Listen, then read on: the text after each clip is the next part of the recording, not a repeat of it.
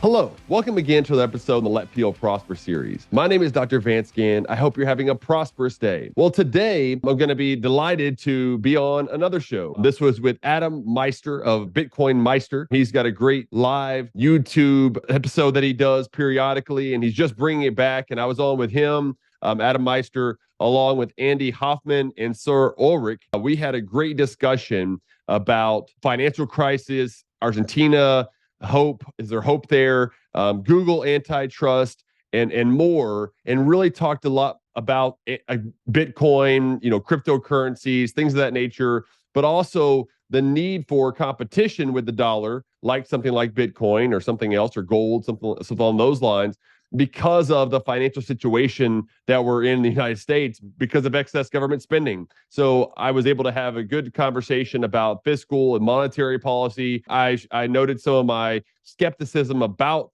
Bitcoin or moving to a cryptocurrency sort of situation. However, I am interested in competition with the dollar as it continues to weaken, as Congress, the Biden administration, and others, it's a bipartisan problem that we've had for a number of years, looking at excess government spending, of what that really creates. And so I hope you'll join me in this conversation and really take note of some of the key things that are said throughout. I think you'll find it fascinating, as I did. And that's why I wanted to go ahead and share this as an episode. This was recorded on August 16th, 2023. So without further ado, let's get to it.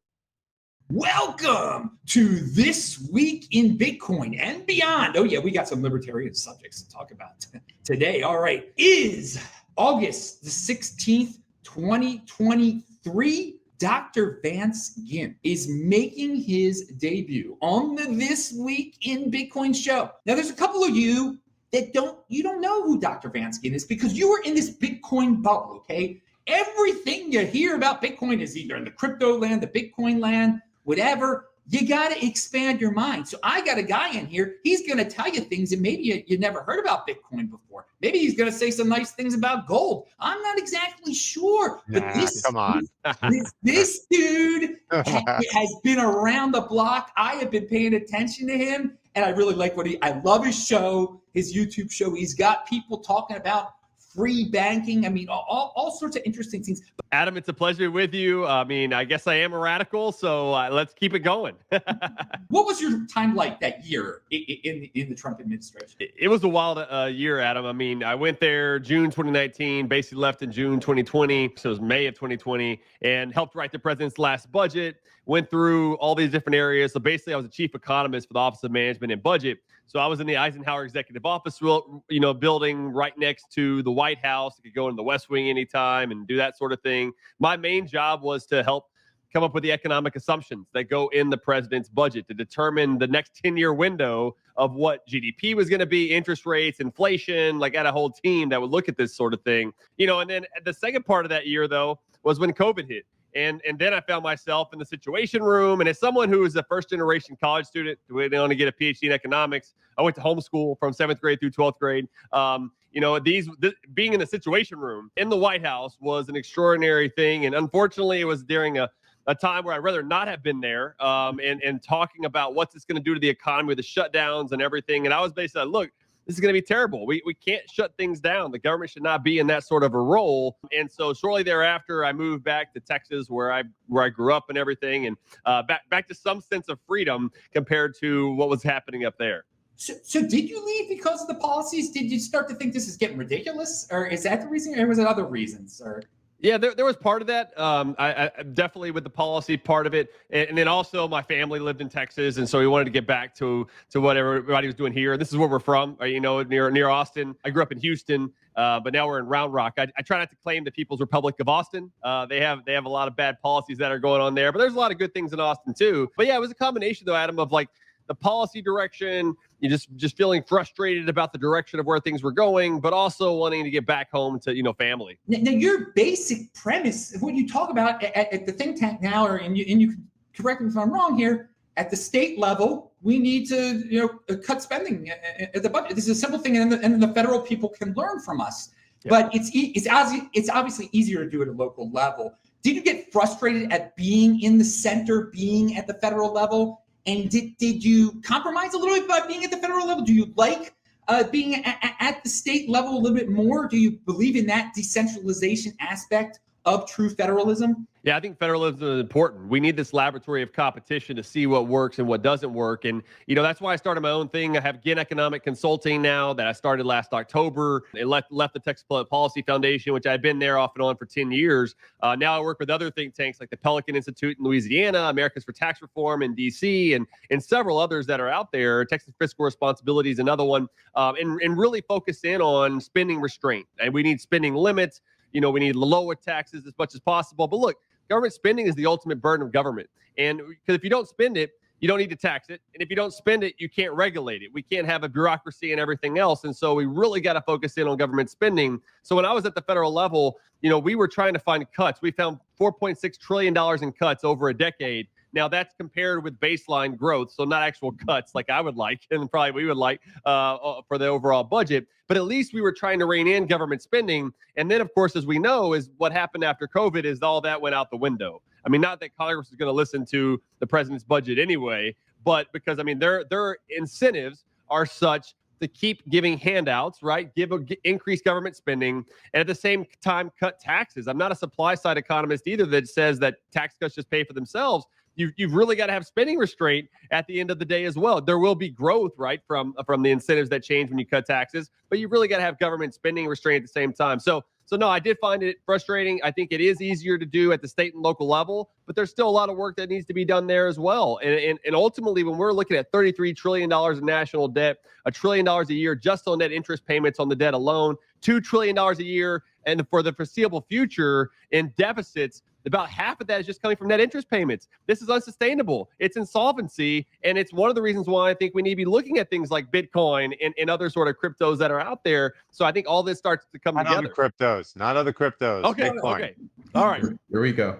And Vance, and it's great that you're here with us now and that you're talking about Bitcoin. And I'm hoping you're investing everything you got in it personally. Because when you were in that job, I think you knew as much as philosophically all these things that you are saying are correct, that we are so far into this Ponzi scheme that there's nothing that could be done to slow down spending in any way. Doesn't matter who's president. Yep. And that's one reason why I've been in favor of putting in spending limits, like something that's a rule, the restraint, fiscal rule. And even then, I think there's some problems that they're going to find ways around it, right? As you know, right? But we need to find some way. This is what most of the states do. 37 states have a spending limit. Why shouldn't the federal government should have it as well, especially when they don't have a balanced budget amendment? And I'm not a huge fan of balanced budgets because I don't think we should be raising taxes.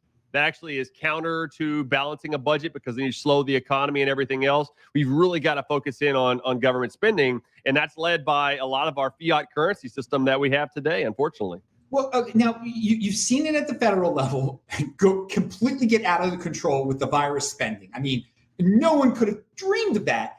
But at the Texas level, you've seen some restraint and stuff. Do you think we're going, especially if this administration sticks around for the next after 2024? Do you see at the state level some of these states just going their own way? Not secession, but financial nullification, maybe just ignoring the federal government with certain policies. Yeah, I think there could be some of that going on, especially when you think about government spending and how much it's growing for things like Medicaid and other safety net programs. I mean, it's a massive cost that I think that there needs to be more flexibility of what states can do to counter some of those costs and the connection and the dependency on taxpayers from across the country that's funded through by the federal government. I mean, we've got to make sure that, there's no free lunch. There's somebody's paying those taxes, and it's taxpayers from the productive private sector. And in order to make sure that we have that connection, we've got to get spending under control. And so the states really have to take their authority to do what they need to do best. Texas, for example, has done a better job than many other states in restraining spending. If you look at something like population growth plus inflation, which is one metric, I think that's probably the maximum that it should be. I'd love for it to see being cut.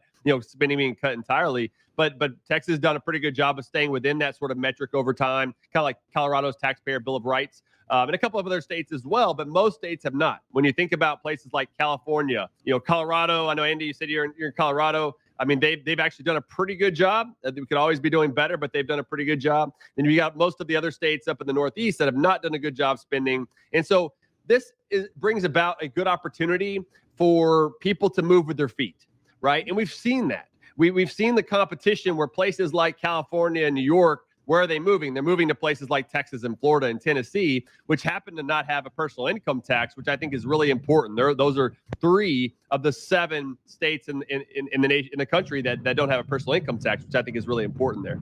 Now, this federalism aspect that we're touching on here briefly, I just want to say to people, this is the ultimate protection against a President Elizabeth Warren for Bitcoin. That in the end of the day, Wyoming hopefully will have the cojones to say, no, we're not going to, criminalize Bitcoin, which you want to do.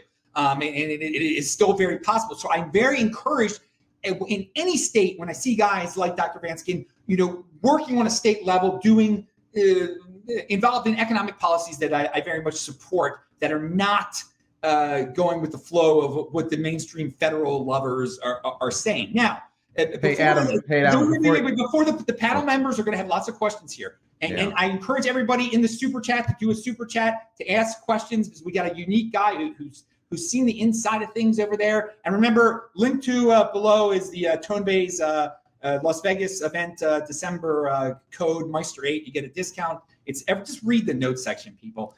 But Dr. Vance Ginn, I got to say, did you, when you were in the White House, when you worked for the federal government, what was there any Bitcoin talk? I mean, the thing is, President Trump, basically some of the things that he said that dealt with the money were very. We just learned that Trump has 300 million of Ethereum. Not 300. How much is it? 300,000? He's got some cryptocurrency. But my point is, he said that the president said, he basically implied that the dollar, be loyal to the dollar. If you're a patriot, you like the dollar, and then he didn't like cryptocurrency. Did you ever hear any cryptocurrency talk when you're in there? Not really. I was thinking back as you were asking that, and there really wasn't that much discussion of it at the time, unfortunately.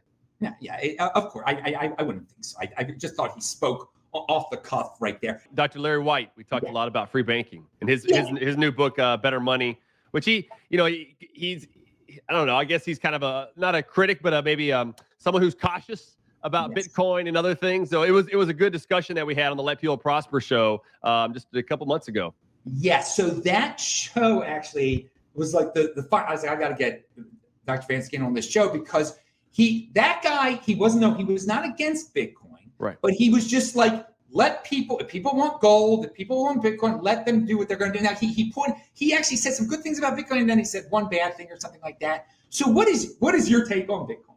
Yeah, look, I think that we need more competition in the market, just like we were talking about federalism between the federal government and the states, and that sort of competition that's out there. I think the dollar needs competition, and I think that is an important part of Bitcoin. To be competition. I think whenever you think about a medium of exchange, I don't know that it's quite there yet. It's still got a ways to go. But there are some things about the dollar which have a lot of problems. A lot of countries are moving off of it as a global reserve currency that it has been for so long. As they're selling off those dollars, they're selling off the treasury securities, and that's going to create other problems throughout our economy. And so you're going to need something else for people to go into, to look at, to use for a lot of their transactions. And so whenever you think about, like I was mentioning earlier, with the deficits continuing to soar from overspending by Congress, from the net interest on the debt, we're going to have some major problems where I think the Fed is going to be pushed or even forced to continue to manipulate the economy and print money, which is going to debase, it's going to depreciate the dollar over time and create other problems throughout our economy. And so people need something else that they can go to. And and with the blockchain technology with Bitcoin, I think that's huge. And I think that there are so many things that are associated with that allows for people to have more of their private property, which I'm a free market capitalist, right? Like I'm about free markets, and capitalism is based a lot on private property, and the essential parts of what Bitcoin can provide really provides more of that privacy, more of those private property rights in general that I think are essential. I'm not sold yet that it will be the reserve currency or that it will take over the dollar, but I'm glad to have a conversation about it to see what options should be, because I do think the dollar it has a lot of problems moving forward. I'm for a free banking system. Kind of when we were talking with Larry White that time on the Let People Prosper show, I'm for a free banking system where banks can issue their own currency and everything. And I think Bitcoin would be a part of that process. And, and there's, and like you're right, if they're talking about monopolies, the government's the biggest monopoly. They're coming through antitrust and trying to break up these companies and tech firms and everything else. But look, if consumers have sovereignty in the marketplace, we need to give them more power instead of giving it more to government. I got to interject real quick. I got to ask this question before we get too far. So Vance, you were talking about how California, the Northeast, they handle their budget in a different way versus, say, a Texas or maybe some states in the Midwest. If you could summarize the philosophy of what you think the New England states think money is and how it should be used. We all understand that money is a tool. We call it store value, medium of exchange, unit of account. Would there be an extra feature that they think, and we're talking about people at the state level, at the authority level, that they think money is or should be in its role in society? No, that's a good question, Ulrich.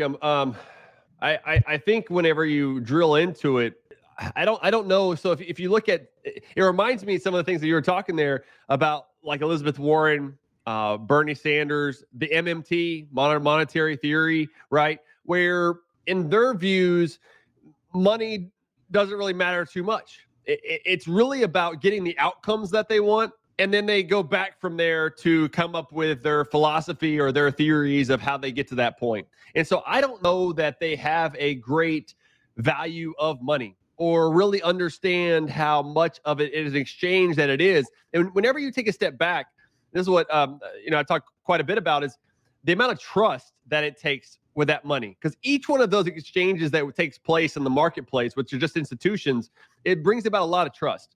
And that, to me, is really a big part of what money is in this medium of exchange, unit of account, store of value. I think the medium of exchange is the number one thing. I come more from the Austrian School of Economics. And so I really think that the medium of exchange is the key part of what takes place there. And when I think about some of your question, though, about the Northeast or some of these MMTers and others, I don't think they put a lot of value to money. It's more about getting their policy prescriptions in place for nationalized health care, for free college education, and then however they can get to that point from A to B, they're willing to do it without really caring much about money. But I don't know, others may have a different viewpoint there. I think they see government money as a way of political control, a way to get political power. Inflation financially enslaves the masses. That's the power tool right there. I'm really concerned about the economy. I mean, from my view, I really think that we went into a recession in March of 2022. If you look at gross domestic output, the average of real gross domestic product and gross domestic income, it's been declining for 3 out of the last 5 quarters. If you look at a lot of other measures that are out there, we've seen declines. If you look at the jobs reports, yes, it seems like things are good, but when you look under the hood, there's declines. They're revising a lot of those numbers because their seasonal adjustments are all off from what happened during the pandemic, and they're using those last couple of years of averages to do their seasonal adjustments. And so I think there's going to be a lot of revisions downward in the months ahead because of the problems that are going on. And when you look at a lot of those data, a lot of them are part-time jobs, and it's a lot of people who have got 2 jobs. So if you take away those, there are very few that are getting full-time jobs in this environment, and it's unfortunate. And so what that does is that then puts pressure on what the Federal Reserve is doing whenever they're going to be pausing. And I think that there's still a lot of inflationary pressures that are out there underneath. And I know CPI inflation says 3.2%, but if you look at core, exclude food and energy, you're at closer to 5%. Oil, food, and energy are starting to go back up. Oil prices back up to $85. Gas prices are starting to go up as well. So we're going to see those headline numbers go up. Even the PCE, the personal consumption expenditures that the Federal Reserve really likes to look at, still also is hot. I mean, these are hot things that are going on. And yes, the interest rate, the federal funds rate, is up from 0% to 5.5%. And I think it'll probably be 6% by the end of the year. What I am really concerned about, though, is the balance sheet of the Federal Reserve. The interest rates are one indicator, but remember, they target the interest rate. They don't necessarily control them through their monetary open market operations. You've got to look at their balance sheet. Their balance sheet went from $4 trillion to it went to $9 trillion. Now it's back down a little bit to $8.3 trillion. That's more than double from what it was right before the pandemic at $4 trillion. And all the money that they've got out there is in mortgage-backed securities, treasury securities, some agency debt, and financial institutions. So what they're doing are manipulating the economy, keeping interest rates lower than they otherwise would be, which is making things look better on the surface. This is the artificial malinvestments that are happening across the economy and the boom and bust cycles that happen. And so I think when you think about this structure that's on a weak system right now is going to bust substantially, I think we're already in that process and have been for a while, that creates pressure for us not to be the global reserve currency in the world anymore for the dollar, which is one reason why China, India, other countries are starting to sell it off. And that leaves the opportunity for other currencies, like Bitcoin and others, to really come in and fill that void. Well, again, when you say Bitcoin and others, what others? Yeah. What others? Well, that's a good question. I try to leave it open from a free market perspective of what other ones will come up. Yeah. It's let the market decide. Well, this is the thing here. Are people going to choose the BRICS over the dollar? No. I mean, no, I know they're not going to choose Europe either. Strong. I mean, and that's the thing, Adam. You and I were talking about this a little bit. Like all the other ones are weak too. Are they going to use the Chinese yuan? No. Oh. Are they going to use the euro? No. Like where else are you going to go at this point? And so it's just like it's the strongest one out of all the weak ones that are out there. Bitcoin. One will certainly rise to the top. How long does that take, Vance? Yeah. No, that's a good question, Ulrich. And I wish I knew because that will be a great bet, right? Like that's where you start putting your money. But I think to your point, though, on looking at the history, you also have to understand why certain countries lost their reserve currency, lost their global power, even looking back at Rome. I mean, you're talking about 1,000 years, basically, whenever they were in power and had their dominance. What did they start doing more of? They started looking more internally. They started cutting off themselves from the rest of the globe and things of that nature. And I think that's something that the populist right and many on the left here in America are now starting to do more of. It is a concern for me. I'm also a free trade guy. Look, I think China has problems that we need to address, but I don't think you do that through tariffs. I think we should have more free trade with our allies, and then that will put more pressure on China to change than the tariffs will, because ultimately they don't care about their people. They're a communist country that is not being elected, right? And so I think that creates some issues there. And so when you look at the BRICS, they're having a lot of troubles too. Right? And so how are they going to lead the way for the new currency? I don't see that happening. Is it backed by oil or gold? And I'm not a huge gold standard guy either. I think that there are problems with gold standard as well, because then the government can manipulate the price of gold and the regulations that are on gold. And so there are some other issues. That's why I usually come back from a free banking system, which I think should be contributed to by cryptos, Bitcoin being the main one, right? And things of that nature. And to Andy's point, I don't know which other one there would be. That's the main one that I think about, but I just say in general. But I don't know if I have a great answer for you, Ulrich. I mean, I think that these are all considerations, what we need to be looking at right now, that unfortunately I feel like we are, they say history doesn't repeat, but it rhymes. And right now it's definitely rhyming because we're making a lot of mistakes that we have in the past right now. Of too much government spending, too much debt, too much money printing, all this stuff, cutting off from the rest of the globe, trade. I think those are all leading to, if it's not turned around quickly, a tipping point where we will have a major disaster on our hands if we're not there already, to be honest. So one thing I forgot to ask. In the White House, did you ever hear any CBDC talk, central bank digital currency talk? Not really. Not at that time. Do you believe that they are going in that direction, the current administration? I think so. I mean, I think that there is the Fed has already talked about it quite a bit. And I think from the Biden administration, they're looking at it. They want to centralize power as much as possible. I mean, I think that's where you have this central government global government, if you will, creating global tax policy. And I mean, it's going to end up being global fiscal policy, which means also global currency policy. So all these things are starting to line up. Whether you look at IMF or others, there is a push to do just this. And I think here recently there was talk about these tax havens where countries have lower taxes, that people are parking their money there instead. And they're saying, look, we need to get rid of that. We need to make sure that there is a global minimum tax or something along those lines, and to make sure that we get around that. And so I can see this administration, the Fed, they're going to continue to push for CBDC, which I think is a terrible idea, to have a central bank digital currency.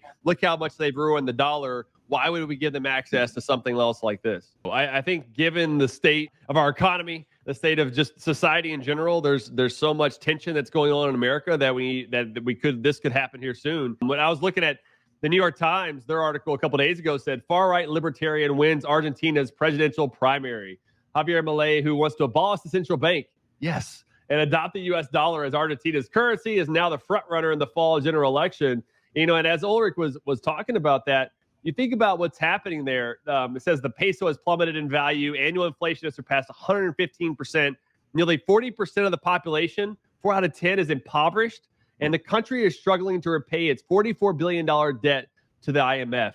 I mean, these are major problems that we are finding a lot of that here in America, here in the U.S. And so I think when you start seeing the tension, the uncertainty about the future, that it is driving more people to talk about, ending the Fed. I was just at an event last week with Young Americans for Liberty. I emceed their event, a great group there. And you had Ron Paul talk. You had Senator Rand Paul. You had Vivek Ramaswamy was there. And all of them were talking about, ending the Fed and things of that nature. And so I think when you start to see the tension and the generation Z and everybody else, they're like, hey, look, the system is working against us. And it is. Inflation is hurting them. Inflation and all this money creation has made it to where housing prices are unaffordable for a lot of the younger folks that are out there. I was born in 81, so I'm right at the end of the millennial generation. But the younger millennials, it's very difficult for even them to be able to buy a home right now. And so when you start having that sort of groundswell, you start to see the dynamics change. And I'm hopeful that will lead to more libertarian, more classical liberal, that's what I consider myself, classical liberal, ideas to come about. Because if not, we will end up like Argentina. we will be there very soon because we have, 1 out of every 5 is in poverty in the U.S., and I think when you think about these sort of situations and the debt, it's over 130% of GDP and things of that nature. We've got some major problems that we've really got to turn around quickly, or we will be in the same situation.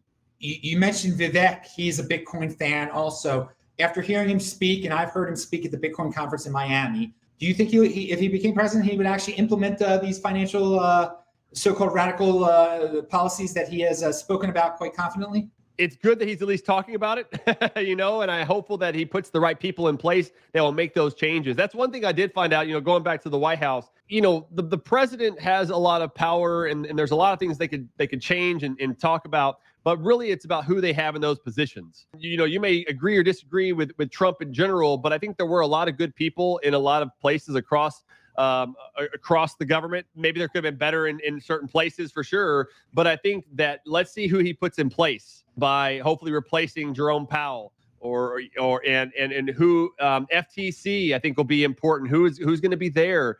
SEC. I mean, all of these types of entities are going to be really important for whoever is going to be the next president. And I think so far, Vivek would be the best positioned to try to lead in this direction, given that he's kind of an outsider and given how much that he's talking about these different issues.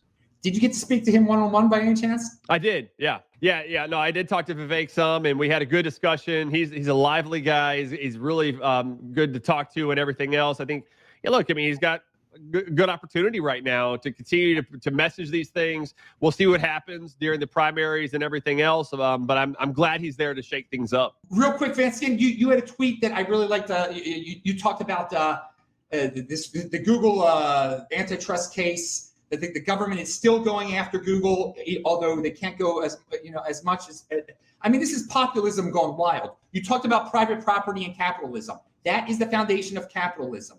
Populism is anger and envy to a point where you can, it makes it right to confiscate property.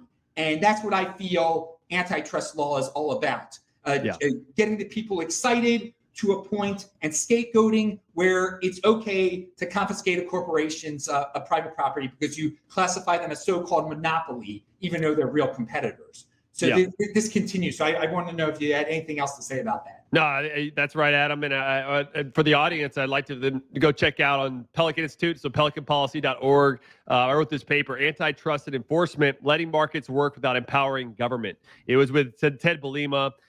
We wrote this paper and talked a lot about these types of issues where really we need to stick to the consumer welfare standard. FTC, the DOJ, Lena Khan, and others are trying to move us off of that because they want their intended objectives met, their subjective decisions made to break up these companies instead of letting markets work. I mean, like I said earlier, I think the monopolies are really by government, not by the private market. As long as there is competition and there's not major barriers to entry, which are caused by government, then you have competition that's allowed throughout the marketplace. And so I don't have any issue with Google, Amazon and others, because there's a huge demand for their products. And if there's not, then stop using them. Don't make it to where government comes in and creates a quote unquote bad situation and makes it worse. Many people talk about market failures, right? And they'll go through all this list of reasons why there's market failures. And I think that's a bunch of crap. Really what there is are government failures. What you have is government situations that make the market look like it's failing, but really it's government created problems along the way. And so what I would like to see is more private property rights, more opportunity for these businesses to profit and expand and do what they're going to do and fail. The more that the government comes in and breaks these companies up and doing other things, the less failure there's going to be. And it's actually going to make more monopolies, quote unquote, more monopolies, stronger businesses in the process. And that's also the history, kind of going back to your point about El Salvador and other types of countries' history. That's also what we've seen with antitrust history. And so I don't think we want to get into this aspect of getting away from the precedent that's already been set by the consumer welfare standard and moving in a different direction if we're going to have antitrust law at all, which I think could be debated and should be. But if we are, let's at least have something that's more objective of a metric than the subjective determinations of mergers and acquisitions and everything else that these folks, I mean, they're really radicals. If you want to talk about radicals, they are big government radicals that are trying to ruin our economy and our profitability sort of mechanisms that allow for us to flourish and to let people prosper along the way. I think Ayn Rand said this: the antitrust laws were the worst laws possible. I don't think they should exist at all. And I just want people out there. I know people are angry at Google and Facebook and all these things. It is a way for the government to confiscate property. If you allow this, they're going to come after you in some way to confiscate your property, not through monopolies, but if it's through some other weird thing. It will hurt us all in the long run if we compromise our basic principles of private property. This is mine, this is yours, et cetera, et cetera. Okay, Dr. Vance Ginn, I've got your information linked to below, but I mean, tell the people what to do. Yeah. No, this has really been a great discussion. I really appreciate the thoughts from Ulrich and Andy and yourself, Adam. We got to keep this going. I'd love to be back on and kind of bounce off some more ideas as we go through this, because there's a lot to do. Yeah, you are exactly right. We need to find some new paths, because the path right now is leading to destruction. And ultimately what my God-given calling, what I believe is my God-given calling, is to let people prosper. And I think that's done by getting government out of the way, by allowing people to live however they're going to live. And prosperity doesn't just mean material things. It means spirituality. It means religion. It means psychology, psychologically, socially, whatever that's going to be for you. That's really what it should be. I'm a Christian classical liberal. And this is what I do. I've got 3 kids. I live in Round Rock, Texas. But I'm just trying to make this world a better place. You know what I mean? And so I do that through a podcast called Let People Prosper. You can also check my website out at vanceginn.com. I'm an academic too. I still do research and dive deep into stuff where I publish academic papers and journals and everything. And also deal with a lot of public policy folks and legislators and, key folks that are out there and trying to advise them. That's why I formed this Ginn Economic Consulting, to advise them on the best path forward as well. To where, look, we need tax reforms, we need spending restraints and things of that nature.